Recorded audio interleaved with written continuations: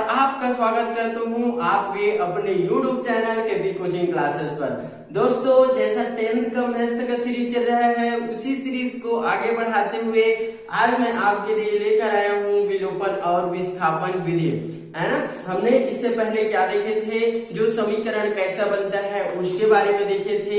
आज चर्चा करेंगे विलोपन और प्रतिस्थापन विधि के बारे में, है ना। तो दोस्तों, जो भी विद्यार्थी इस क्लास पर नए हैं तो वो वीडियो को लाइक, चैनल को सब्सक्राइब और अपने फ्रेंड सर्कल को शेयर जरूर करना। चलो दोस्तों, आज हम लोग बात करेंगे प्रतिस्थापन और विलोपन विधि के बारे में। दोस्तों, एक बात ध्यान रखना, यहाँ से 6 नंबर का क्वेश्चन बनता है और 6 नंबर का क्वेश्चन आपको आना चाहिए। बोर्ड एग्जाम में ये गलती मत कर देना कि ये 6 नंबर हमसे चूक जाए। तो मेरे प्यारे बच्चों, केवल आपको यहाँ से आप सीख जाते हो प्रतिस्थापन विधि, है ना, प्रतिस्थापन, या सीख जाते हो विलोपन, या सीख जाते हो आलेखी। हाँ, ये तीनों में से आप किसी एक को सीख जाओगे ना, ये ये तीनों में से प्रॉपर आपको तीनों को सीखना पड़ेगा। लेकिन आप कहीं ना ये सीख गए या ये सीख गए या ये सीख गए तो आप गारंटी है आपको 6 नंबर मिल जाएगा, है ना। तो वीडियो बहुत ही महत्वपूर्ण होने वाला है, आज की क्लासेस बहुत ही महत्वपूर्ण होने वाला है। तो जल्दी जल्दी अपने फ्रेंड सर्कल को शेयर करना, केवल अपने तक वीडियो सीमित मत रखना। तो आज हम लोग बात करते हैं, सबसे पहले यहाँ देखना, आपको शॉर्टकट चाहिए तो विलोपन बनाना। विलोपन में कोई दिक्कत नहीं होगा, प्रतिस्थापन में थोड़ा सा दिक्कत देखने को मिल सकता है। तो चलो मैं सबसे पहले बताता हूँ विलोपन विधि को, है ना। विलोपन विधि is a most important point of this exam. आपके एग्जाम के पॉइंट ऑफ व्यू से बहुत इंपॉर्टेंट हो जाता है विलोपन विधि। चलो देखो, मैं बात करता हूँ किसका, विलोपन विधि के बारे में।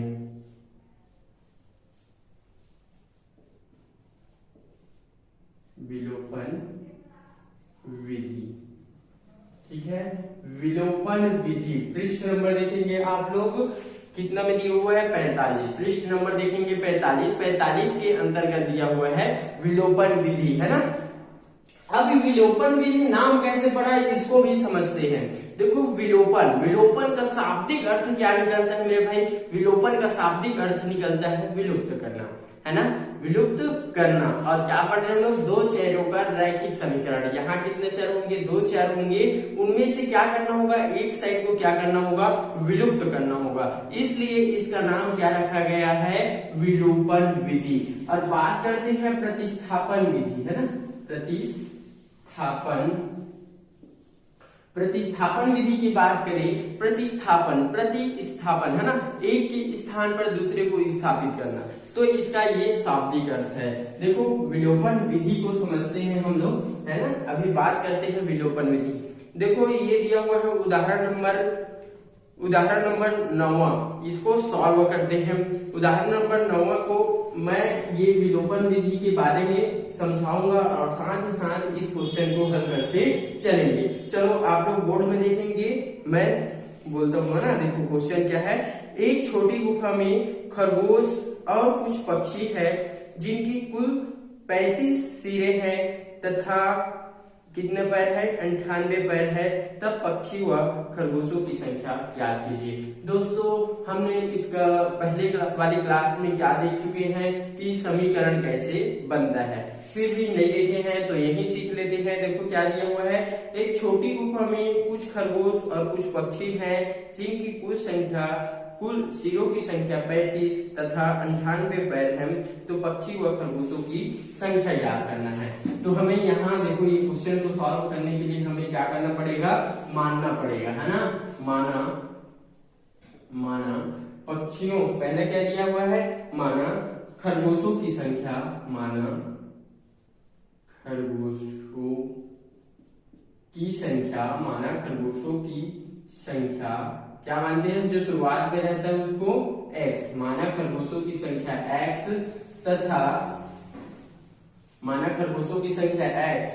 तथा क्या दिया हुआ है, पक्षियों की संख्या, है ना, खरगोशों तथा पक्षियों की संख्या, ये पक्षियों की संख्या क्या माना खरगोशों की संख्या x तथा पक्षियों की संख्या क्या है, y है ना। माना पक्षियों की संख्या y है। ये देखो अब क्या बोला गया है क्वेश्चन में, एक छोटी गुफा में कुछ खरगोशे और कुछ पक्षी हैं। कुछ खरगोश और कुछ पक्षी है, क्या है, कुछ खरगोश और क्या है, कुछ पक्षी है, जिनके सिरों की संख्या, मतलब ये दोनों को मिलाकर सिरों की संख्या कितना बताया गया है, 35। तो मैं ये जोड़ दूं x प्लस वाई, इन दोनों के सिरों की संख्या कितना दिया हुआ है, 35। ये तो यहां लिख देना आप लोग सिरों की संख्या, सरों की संख्या या सिरों की संख्या, जो लिखना चाहो लिख सकते हो कि संख्या। ये हो गया। देखो पहला हम लोग क्या किए, क्वेश्चन पढ़े, क्वेश्चन पढ़ने के बाद हम लोग क्या किए, उसके खरगोशों की संख्या क्या माने x और पक्षियों की संख्या क्या माने y, जो हमने पहले के क्लासेस में देख चुके हैं समीकरण कैसे बनता है। ठीक है, वैसे माने फिर हमने देखा कि खरगोशों की सिरों की संख्या और पक्षियों की सिरों की संख्या कितना दिया हुआ है, यह माने x और y दोनों की कुल संख्या कितना दिया हुआ है, 35। खरगोशों की संख्या क्या बताया गया है यहाँ, बताओ खरगोश के कितने सिर होते हैं, 1, तो मैंने लिखा केवल x, और पक्षी की संख्या कितना है, सिरों की संख्या कितनी है, y, और दोनों को मिलाकर कितना दिया हुआ है, 35। ये हुआ। अब इसके सिरों की संख्या निकल गया, तब इसके पैरों की संख्या भी निकालना होगा, पैरों की संख्या। चलो पैरों की संख्या देखो, खरगोश इसको चलो x प्लस वाई लिख देता हूँ, टोटल कितना पैर दिया हुआ है, 98 है ना, टोटल 98 पैर दिया हुआ है। किसके, खरगोश और पक्षी के कुल पैर कितना है, 98। तो मेरे भाई बताओ खरगोश के कितने पैर होते हैं, 1 2 3 4, कितने होते हैं, जल्दी कमेंट करो। खरगोश के पैरों की संख्या होती है 4, और उसी प्रकार पक्षियों की संख्या, पक्षी की संख्या को y माने हैं, तो पक्षियों के पैरों की संख्या कितना होगा, 2 है ना। ये हो गया। अब ये क्या हो गया, हमें समीकरण प्राप्त हो गया, इसको समीकरण नाम दे देना 1 और इसको समीकरण नाम दे देना 2। ये क्या हो गया, समीकरण नंबर 2। अब हम लोग विलोपन विधि समझ रहे हैं, तो हमें क्या करना पड़ेगा, विलुप्त करना पड़ेगा। एक पक्ष को क्या करना पड़ेगा, विलुप्त करना पड़ेगा, चाहे ये पक्ष को करो चाहे ये पक्ष को करो। अब विलुप्त करने के लिए मेरे भाई क्या करना होगा, इसको बराबर करना होगा, इसका एक पक्ष इसके बराबर या एक पक्ष इसके बराबर। तो मेरे भाई देखना, यहाँ मेरे को 4 लाना होगा, अगर इसके पक्ष के बराबर करूंगा तो, अगर इसके पक्ष के बराबर करूँ तो यहाँ 2 लाना होगा। वो कैसे सर समझ में नहीं आ रहा है, अभी समझ में आ जाएगा। देखो अब मैं ये समीकरण 1 उठाता हूँ और समीकरण 1 के दोनों पक्षों में 4 को गुणा कर देता हूँ। देखो क्या करूंगा, समीकरण 1 के दोनों पक्षों में, क्या कौन से पक्ष, दोनों पक्षों में किसका गुणा कर दूं मैं, दोनों पक्षों में मेरे भाई किसका गुणा कर दूं, बोलो 4 का, किसका गुणा कर दूं, 4 का गुणा करने पर, चलो 4 का गुणा कर देता हूं तो कितना हो जाएगा, ये 4x प्लस वाई फिर इक्वल 35 इंटू 4, ये हो जाएगा। अब देखो इस 4 का अंदर में ले जाकर क्या करना है, गुणा, ये 4 का एक्सेस करूंगा तो क्या हो जाएगा, 4x प्लस कितना हो जाएगा 4 और y, तो 4y बराबर 35 चौका 5 चौका 20, 2 फिर 4 तिया 12 और 12 2 14, ये प्राप्त हो गया हमें समीकरण नंबर कौन सा, 3। अब हम क्या करेंगे मेरे भाई, इसमें ये वाला पद को घटा देंगे, विलुप्त कर देंगे, तब हमारा क्या आ जाएगा, मान आ जाएगा। वो देखो कैसे, एक मान आएगा तो दूसरा भी मान आ जाएगा। देखो ये क्या है, ये क्या है ना 4x, ये ऐसे लिख देना। समीकरण 2 में समीकरण 3 को घटाने पर क्या लिखोगे, समीकरण, ये लिख सकते हो, समीकरण 2 में समीकरण 3 को घटाने पर, चलो समीकरण 2 में समीकरण 3 को घटाते हैं। समीकरण नंबर 2 क्या है, ये है 4x प्लस 2y, बाएं पक्ष को बाएं पक्ष के साथ और दाएं पक्ष को दाएं पक्ष के साथ, तो कितना हो जाएगा, ये दाएं पक्ष इसका बाएं पक्ष क्या हो जाएगा, 4x प्लस 4y, है ना, ये हो जाएगा 4x प्लस कितना हो जाएगा 4y। अब इक्वल इधर को घटाएंगे तो 98 माइनस का कितना हो जाएगा 140। अब हम क्या करते हैं, यहाँ ब्रैकेट खोलते हैं, ब्रैकेट खोलते हैं तो देखना, ध्यान से देखना, इधर कितना हो जाएगा ये 4x प्लस कितना हो जाएगा 2y माइनस, है ना। अब ये देखो 4 का अंदर माइनस का अंदर में जाकर पूरा करना है। देखो ये माइनस और प्लस क्या हो जाएगा माइनस 4x, ये माइनस और प्लस क्या हो जाएगा माइनस, ये कितना हो जाएगा 4y इक्वल कितना बचेगा 140 में घटा दो कितना को 98 को, तो देखो 10 में से 8 जाएगा तो बचेगा 2, एक इसको हाथ में दे दो और ये कितना हो जाएगा 10 और ये कितना बचा 42, तो माइनस का कितना बचेगा 42। क्यों माइनस का, क्योंकि हम छोटे में बड़े को घटा रहे हैं। अब इधर देखो जो कटेगा उसको कटाना है, जो कटेगा उसको कटाना है। देखो क्या है 4x प्लस 2y माइनस का 4x माइनस कितना है 4y। देखो इधर ये प्लस में और ये माइनस में, प्लस और माइनस कैंसिल, और देखो ये प्लस और माइनस घटेगा ना आपस में, तो प्लस और माइनस क्या हो जाएगा माइनस, और बड़ा का चिन्ह, तो 4 में 2 जाएगा तो कितना बचेगा 4 में 2 जाएगा तो बचेगा मेरे प्यारे दोस्तों 2 बचेगा, और y और बड़ा का चिन्ह -42 ये आ गया। अब ये माइनस माइनस को कैंसिल कर दो और ये 2 गुणा के रूप में उधर जाता है तो क्या हो जाता है भाग के रूप में हो जाता है। ये 2 गुणा के रूप में है, उधर जाएगा तो क्या हो जाएगा भाग के रूप में। अब आप 2 से कटा सकते हो, देखो 2 एक कम, 2 दूना और 2 एक कम, मतलब y का मान कितना मिला हमें 21, है ना। अब ये y के मान को समीकरण 3, 2 या 1 में रखकर आप किसका मान निकाल सकते हो x का मान निकाल सकते हो। तो मैं क्या लिख सकता हूँ यहाँ आप लोग साफ साफ लिखेंगे, है ना। यहाँ क्या लिख सकता हूँ, देखो y के मान को समीकरण किस में रख देता हूँ 1 में, y के मान को समीकरण किस में रख दूं मेरे प्यारे बच्चों, एक इसमें रख दूं 1 में, तो देखो y का मान देखना x प्लस y का मान कितना है 21, तो कितना हो गया 21 इक्वल में कितना है 35, तो ये कितना हो जाएगा 35। अब मेरे को बताओ ये प्लस में उधर जाएगा तो माइनस में x बराबर 35 माइनस 21। अब 35 में से 21 जाएगा तो कितना बचेगा 14, तो x का मान कितना आया 14 और इसका y का मान 15। और y को क्या माने हम लोग पक्षी, तो पक्षियों की संख्या कितनी हो जाएगी 21, और x को क्या माने हम लोग, क्या माने हैं खरगोशों की संख्या, तो खरगोशों की संख्या क्या हो जाएगा 24, जो इसका राइट आंसर होगा। तो आई होप ये आपको समझ में आया होगा। इसके बाद एक क्वेश्चन इसी विधि से और देखते हैं ताकि आपका जो डाउट है वो पूरा क्लियर हो जाए, है ना।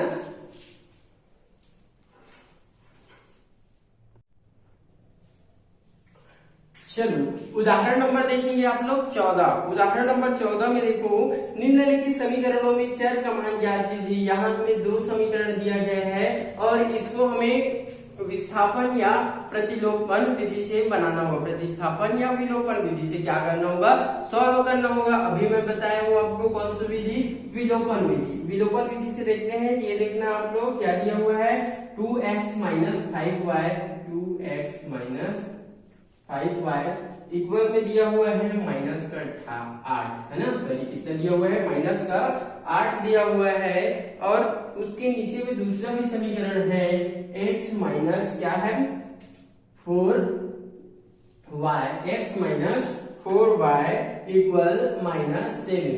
ये दिया हुआ है 2x minus 5y equal minus 8 और x minus 4y equal minus 7 ये दिया हुआ है। ये 2 समीकरण दिया हुआ है और इसको हमें विलोपन विधि से अभी सॉल्व करना है। तो चलो विलोपन विधि से सॉल्व करते हैं। तो आपको एकदम ध्यान से आना चाहिए। विलोपन विधि से सॉल्व करते हैं क्या आता है कि एक पक्ष या दूसरा पक्ष में से कोई दोनों पक्षों में से एक पक्ष को क्या करना पड़ता है बराबर करना पड़ता है। देखो ये पक्ष में 2 है लेकिन यहाँ 2 है क्या नहीं, ये पक्ष में 5 है ये पक्ष में 4 है क्या है नहीं। देखो ये पक्ष में 5 है यहाँ 5 होता तब तो घटाते, लेकिन अब देखना हमें क्या करना पड़ेगा, यहाँ कुछ किसी भी चीज का गुणा करके क्या करना पड़ेगा यहाँ 2 लाना पड़ेगा। स्वाभाविक से बात रहता है यहाँ जो रहता है उसका यहाँ गुणा करते हैं। तो देखो मैं क्या बोल सकता हूं, समीकरण 2 के दोनों पक्षों में